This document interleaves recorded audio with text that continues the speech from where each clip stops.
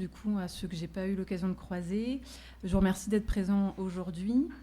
Donc, après la présentation d'Émilie pour la FAS, moi, je vous propose un retour sur ce qui a été mené à Brest depuis octobre 2023 dans le cadre de la mission Vieillissement et Précarité. Je vais essayer d'aller à l'essentiel. Donc, ce travail s'inscrit dans une dynamique collective qui a commencé en 2019 à Brest. À l'époque, plusieurs professionnels du territoire se sont rejoints autour d'un constat partagé. Bon, ce constat n'est pas que brestois, on s'en est bien rendu compte.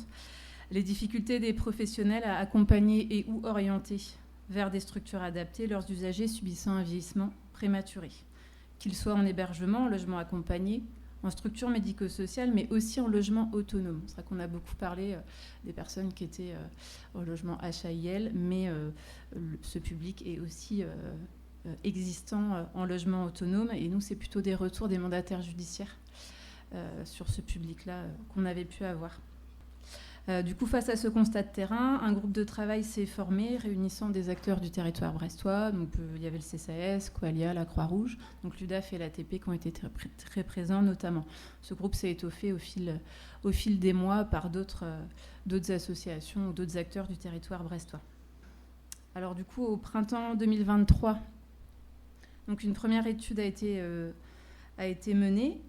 Elle a permis d'identifier 55 situations de personnes précaires donc sur Brest, avec un tout petit crochet sur l'Esnevin, pour ceux qui connaissent un petit peu à côté, puisqu'il y a une pension de famille de la Croix-Rouge sur ce secteur. Donc il y a 55 situations de personnes précaires vieillissantes dont le lieu de vie n'était plus adapté à leur perte d'autonomie. En septembre 2023, suite à un appel à projet lancé par la Stratégie nationale de prévention et de lutte contre la pauvreté, une convention a été signée entre l'État et Qualia, donc pour le financement d'un poste de chargé de mission pour 2 ans, donc poste que j'occupe actuellement. Donc, l'objectif principal de cette mission était donc d'améliorer durablement l'accompagnement de ces publics dont les parcours peuvent bousculer des fois les fonctionnements habituels de nos dispositifs. Alors, en parallèle, je suis aussi coordinatrice d'une pension de famille, donc je sais aussi comment ça peut bousculer les dispositifs et les équipes. L'idée, c'est vraiment de penser autrement l'accompagnement en tenant compte des réalités de ces personnes. Donc, je vais revenir un petit peu sur l'étude de besoins rapidement. Donc, cette étude, elle a été réalisée auprès de professionnels qui accompagnaient ces personnes dans leur quotidien. On leur a demandé donc d'identifier des situations de personnes dont la perte d'autonomie devenait un vrai frein à l'accompagnement proposé dans cette structure et au maintien dans le lieu de vie. Donc, sur ces 55 situations remontées, une majorité concernait des hommes. On n'est pas surpris, dans beaucoup de structures, c'est essentiellement des hommes qui sont accueillis. La moitié des personnes avaient entre 51 et 62 ans. Donc on est clairement sur ce qu'on peut appeler des jeunes vieillissants. Au niveau du lieu de vie, on avait donc 49% de ces personnes étaient hébergées ou logées en structure AHIL, 20% en structure médico-sociale, comme l'AM, LHSS ou appartement de coordination thérapeutique, mais également 20% vivaient en logement autonome, souvent avec un accompagnement insuffisant. En termes de santé, il y avait un volet plus important sur la santé, mais je vous ai vraiment mis les pourcentages les plus importants. 65% des personnes avaient des troubles psychiques, 56% une dépendance à l'alcool, et 47% présentaient des troubles neurodégénératifs type syndrome de Korsakoff. Sur ces 55 personnes, 25 ont fait des demandes d'orientation vers un établissement spécialisé. Dans les établissements spécialisés, on va retrouver notamment les EHPAD, mais également des LAM et aussi des établissements pour personnes en situation de handicap. Bon, sur ces 25 demandes, 18 avaient été réalisées en EHPAD. Et 56%, donc plus de la moitié, donc ces demandes n'ont pas abouti. Donc il y avait plusieurs raisons qui ont pu être remontées. On parle du refus des établissements souvent, mais il y a aussi le refus des personnes qui ne s'imaginent absolument pas en établissement pour personnes âgées. Le jeune âge, ça on en a déjà parlé, moins de 60 ans. Les troubles du comportement, les addictions, et des pathologies jugées non compatibles avec l'accueil en structure, ce qui est remonté par les professionnels qui ont répondu au questionnaire. Donc ça illustre bien quand même les freins que peuvent rencontrer les professionnels quand ils veulent penser des solutions pour ce public. Donc pour avancer sur cette thématique, ça paraissait essentiel de donner la parole aux premiers concernés. Je tiens d'ailleurs à remercier les personnes que j'ai pu rencontrer dans les structures pour cette petite étude de besoin. Donc j'ai organisé 3 cafés discutes, 2 en pension de famille et 1 en LAM, LHSS, CHRS. Et en parallèle, j'ai proposé un questionnaire individuel qui a été construit avec le groupe de travail brestois, mais aussi avec l'aide de la plateforme Vieillissement Précarité de Grenoble. Donc les échanges avec ces personnes ont été extrêmement riches. Ça en a aussi remué quelques-uns, puisque c'était la première fois qu'ils réfléchissaient à leur propre vieillissement. Donc, il y a eu de nombreux échanges et questionnements sur ces questions. J'ai fait un petit résumé des attentes qui sont assez claires et qui reviennent, que ce soit dans les cafés discutes ou dans les questionnaires. Ce qu'ils attendent, eux, c'est de pouvoir vieillir dans un environnement familier, pouvoir garder leurs repères, être accompagnés dans leurs choix et être mieux informés sur les ressources existantes sur le territoire. La grosse majorité a pu dire qu'ils n'avaient aucune notion de ce qui existait sur le territoire pour les personnes âgées. Pour anticiper, donc ils souhaiteraient aussi pouvoir anticiper leur projet de vie, avec l'aide d'un travailleur social notamment. Et quand un départ est nécessaire, que ce soit possible de manière progressive ou temporaire, pour pouvoir être rassurés. Bien entendu, certains veulent aussi rester à domicile. Et donc, pour ces personnes-là, ce qu'eux, ils imaginent, en tout cas, c'est un accompagnement renforcé, large, souple. En bref, le soutien est plutôt individualisé au rythme de chacun. Donc, ce travail a aussi permis de provoquer la rencontre entre 2 univers qui jusque-là se croisaient peu, donc le secteur de la précarité et celui de la gériatrie. 2 mondes avec des logiques différentes, mais avec un objectif commun, accompagner au mieux les personnes. Pour ça, du coup, dès début 2023, début de la mission, j'ai présenté la mission Vieillissement Précarité lors d'une réunion intra-filière gériatrique et dans plusieurs EHPAD du territoire brestois.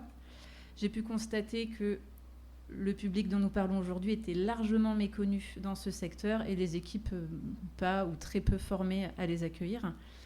Mais certains EHPAD, quand même, après différents échanges, ont montré l'intérêt pour conventionner dans le cadre d'une mission interface, c'est-à-dire de pouvoir bénéficier d'un appui, d'une ressource pour les aider dans l'accueil de ce public. Je ne développe pas les missions interface, vous aurez toutes les informations qu'il vous faut tout à l'heure.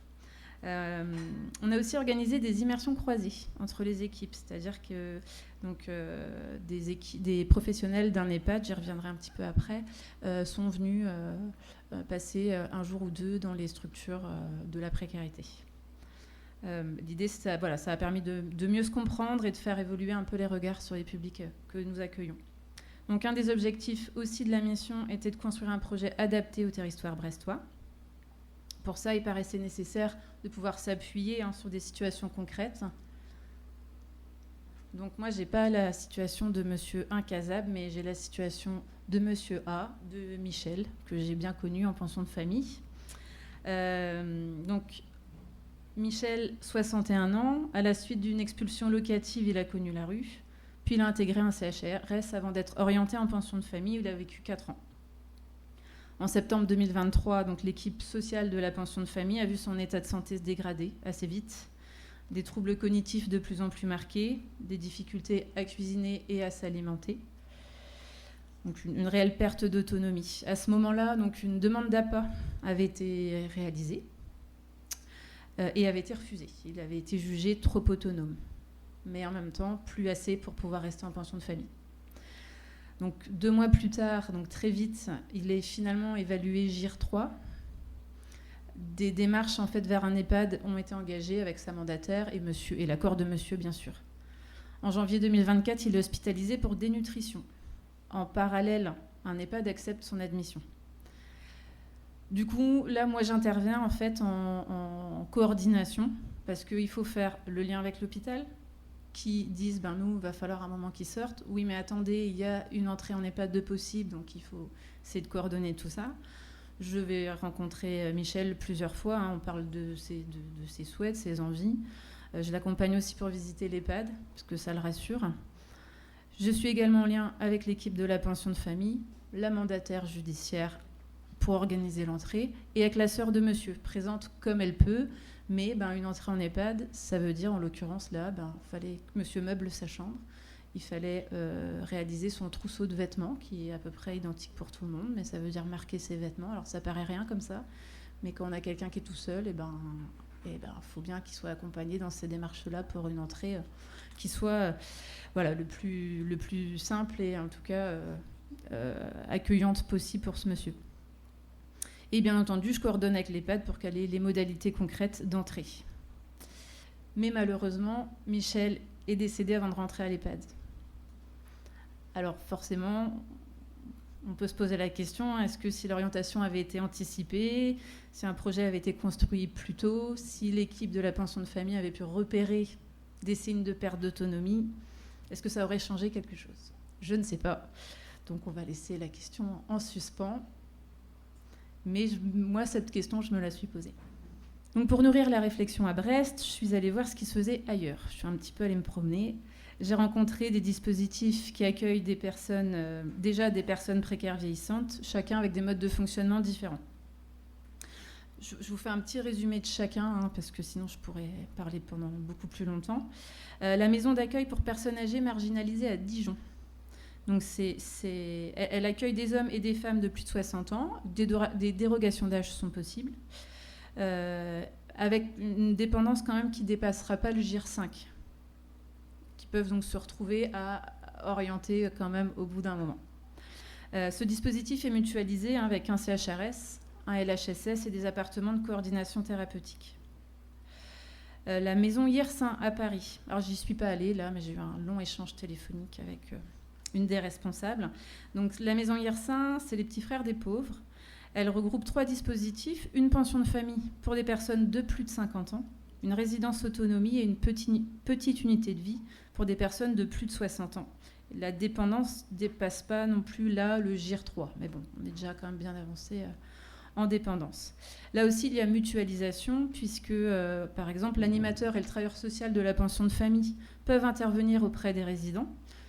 Des autres dispositifs, au même titre que l'aide-soignant qui est présent la nuit sur la petite unité de vie peut aussi intervenir auprès des autres résidents du bâtiment, si besoin. La résidence L'Escale, c'est un EHPAD pour personnes âgées marginalisées à La Rochelle. C'est un petit établissement puisqu'il n'y a que 19 places pour des personnes précaires de plus de 60 ans. Là aussi, des dérogations d'âge sont possibles.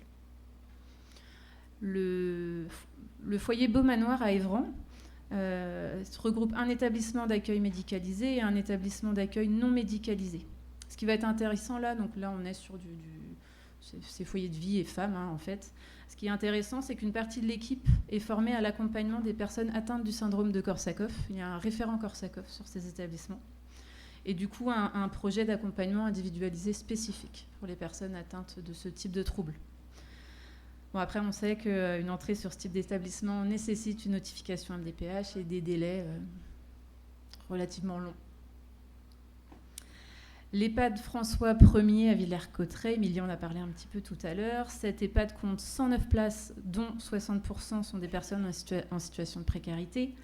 Avec un tel pourcentage, l'équipe a développé des savoir-faire à l'accueil de ce public et mis en place des outils spécifiques.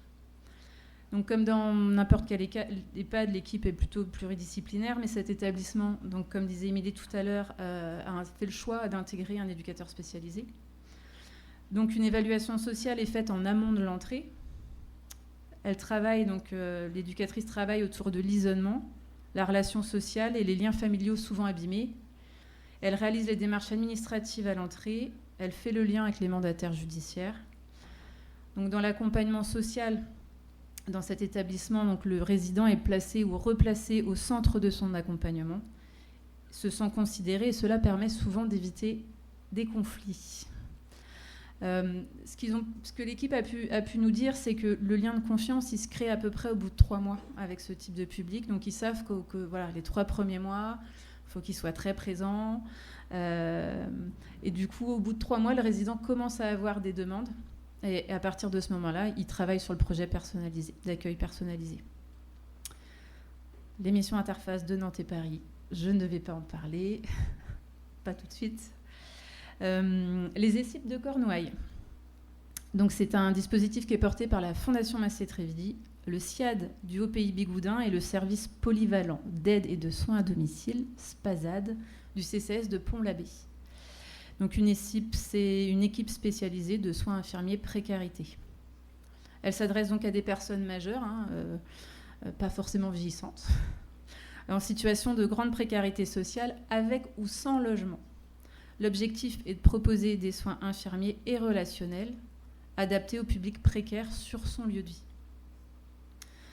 Enfin, je suis allée à la rencontre du dispositif Vivam à Plougastel-Daoulas. Donc, il s'agit d'un DRAD, dispositif renforcé d'accompagnement à domicile. Là, pour le coup, ils n'ont pas de spécificité d'accompagnement d'un public précaire, mais dans l'échange, on se dit que peut-être pourquoi pas.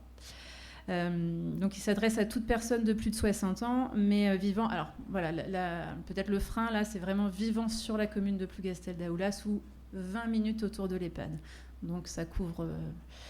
même sur Brest, ça couvre pas beaucoup. Donc, en fait, il s'agit d'une alternative à l'EHPAD par le biais d'une coordination des acteurs intervenant au domicile et qui permet du répit pour les aidants. Donc, ces dispositifs ont chacun des atouts, parfois communs. Tout d'abord, l'adaptation à ce public spécifique, avec une vraie prise en compte des problématiques sociales, psychiques et sanitaires.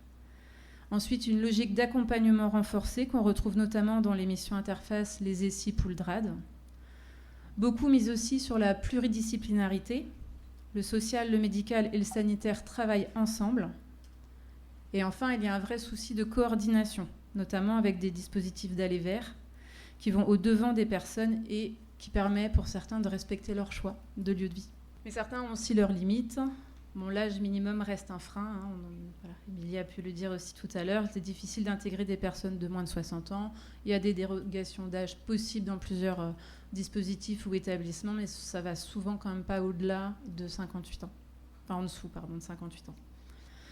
Certains établissements ne peuvent pas accompagner la grande dépendance. On voit bien sur certains dispositifs comme la maison d'accueil pour personnes âgées marginalisées ou la petite unité de vie des petits frères des pauvres. Voilà. Au niveau du girage, on ne va pas quand même sur du 2, voire 1. Là, on est vraiment dans la très grande dépendance.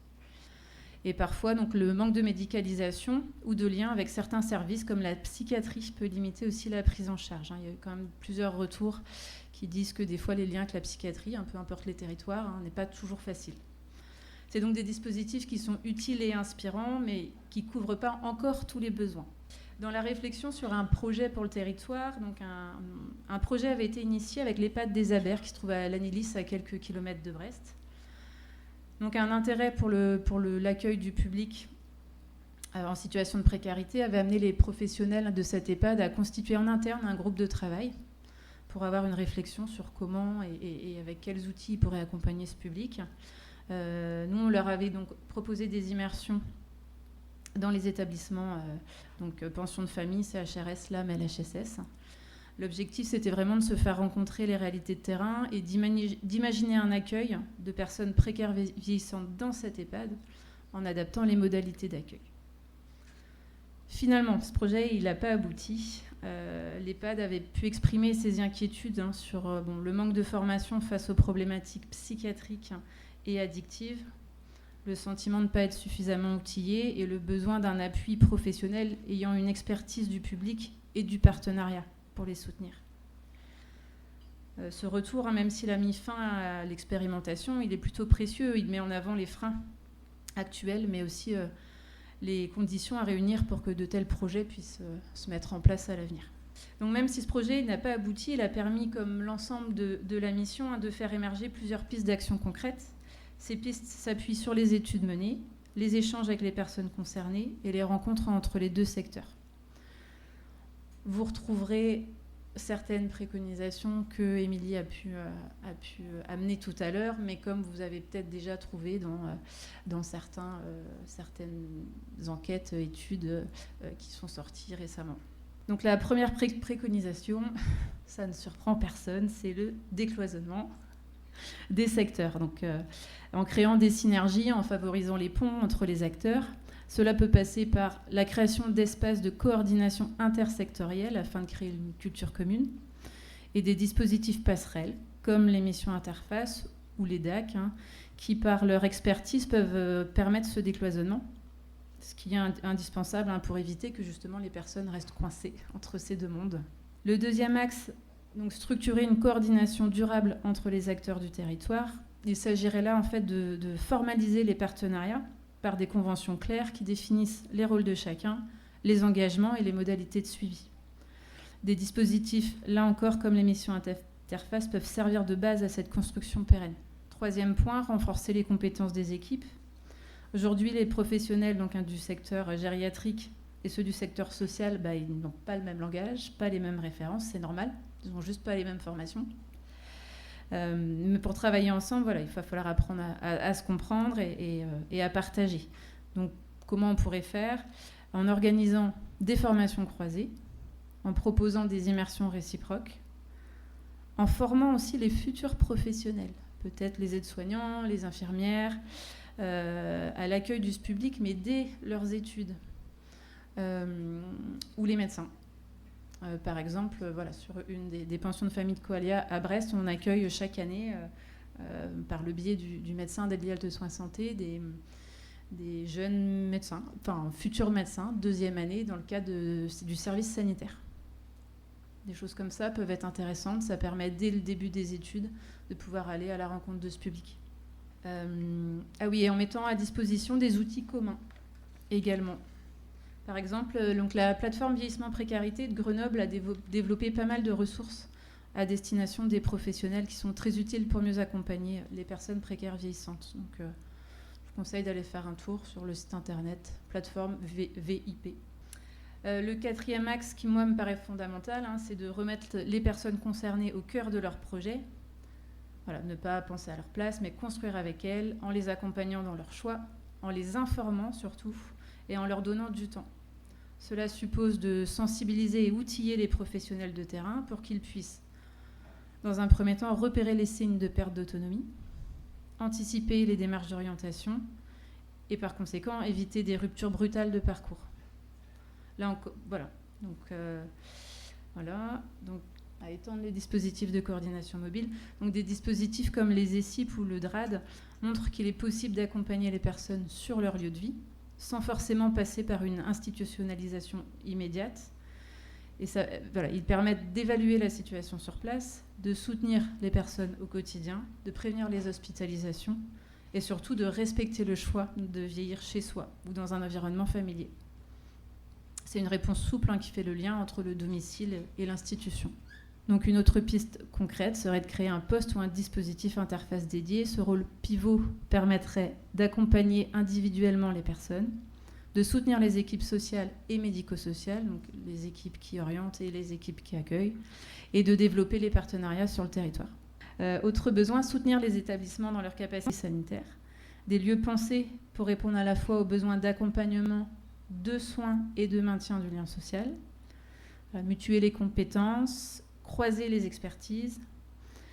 Ça pourrait être une clé pour construire une alternative à l'EHPAD classique quand ce n'est pas adapté pour la personne.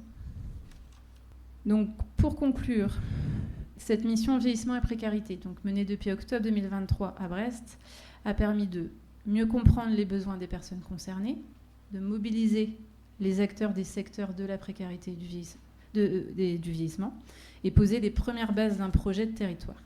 Bon, il reste encore du travail, c'est sûr, mais voilà, je pense que les premières pierres sont posées et j'espère qu'elles permettront à terme une meilleure prise en charge, plus adaptée pour les personnes précaires vieillissantes. Merci.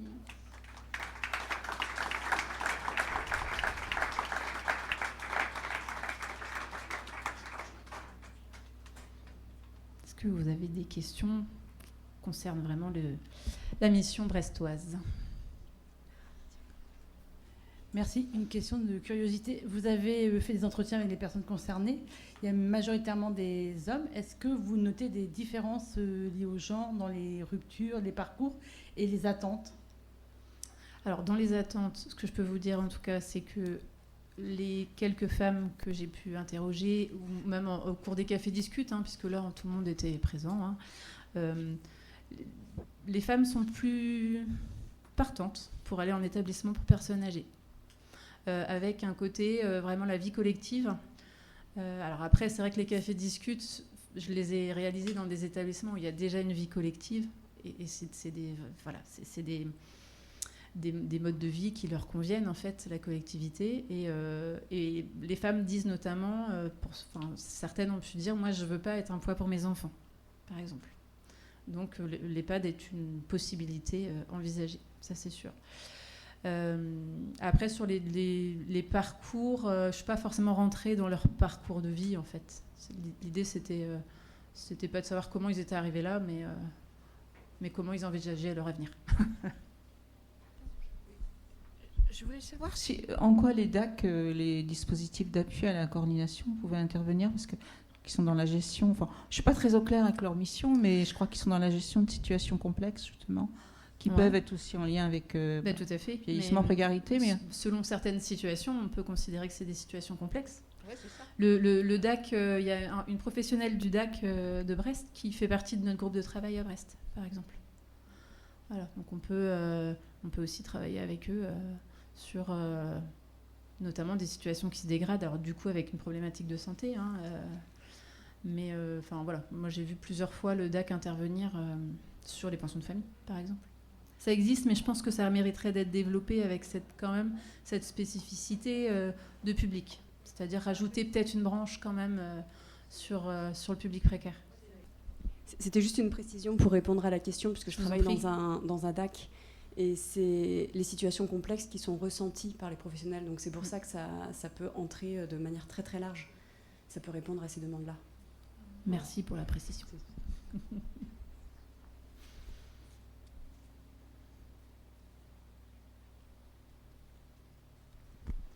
Je crois que... Ouais. C'est donc la chaleur qui vous... Oui.